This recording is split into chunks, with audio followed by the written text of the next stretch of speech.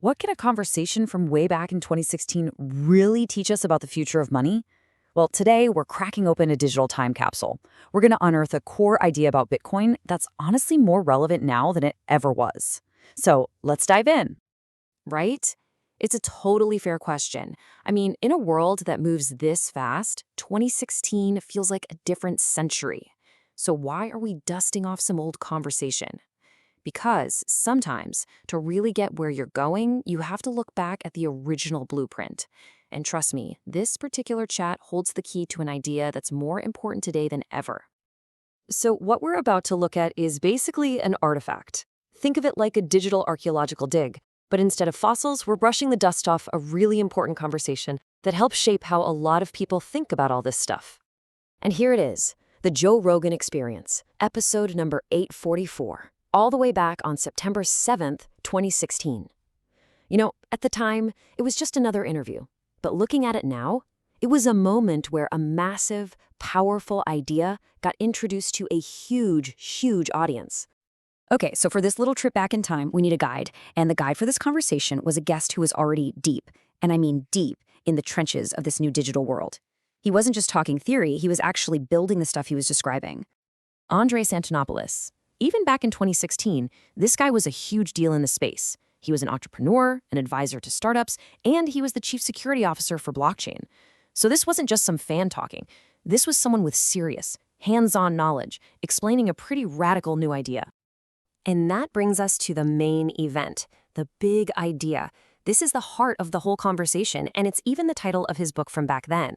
It's a really powerful metaphor that completely changes the way you think about Bitcoin. It takes it from magic internet money to something much, much bigger. The Internet of Money.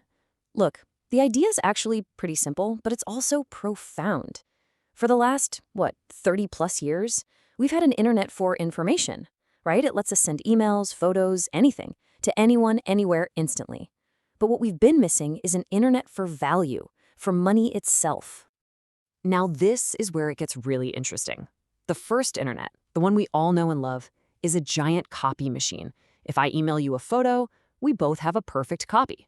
But that's a disaster for money, right? If I send you $10, I can't get to keep the $10 too. The whole point of the Internet of Money is that it's designed to move unique digital value, not copies. Solving that one problem, that's the game changer. So you're probably wondering, how on earth does that work without a bank or some company in the middle? Well, this is where Antonopoulos used this brilliant analogy to explain the technology behind it all, the blockchain. Forget the jargon, just picture a simple shared notebook. Okay, so here's how this notebook works. It's super simple. Step 1, a new transaction gets written on a page, like Alice pays Bob. Step 2, that page is shown to everyone else who has a copy of the notebook. Step 3, everybody looks at their copy, they confirm it's legit, and then that page gets added to the notebook, forever. And step 4, and this is the most important part, once it's in there, nobody can change it or erase it.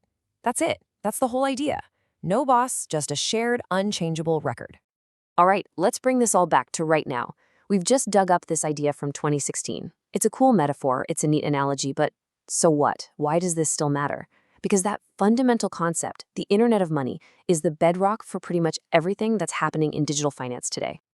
So if you're going to take one thing away from this little trip in our time capsule, it isn't about the price of Bitcoin in 2016 or trying to predict the future. No. It's about understanding the huge mental shift that this idea represents.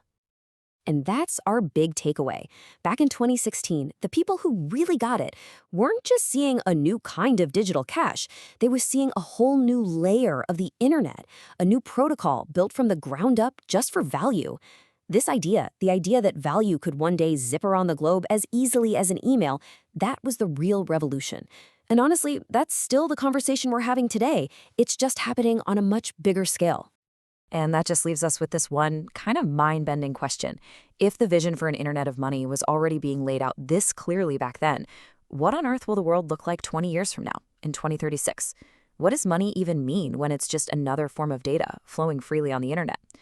If this trip back in time sparked your curiosity, you might really enjoy the What Bitcoin Taught Me podcast. For more explainers just like this, make sure to follow, like, and share the show. You can find us on Twitter, /X, Nostr, Blue Sky, Threads, Instagram, Facebook, LinkedIn, Spotify, and now on YouTube.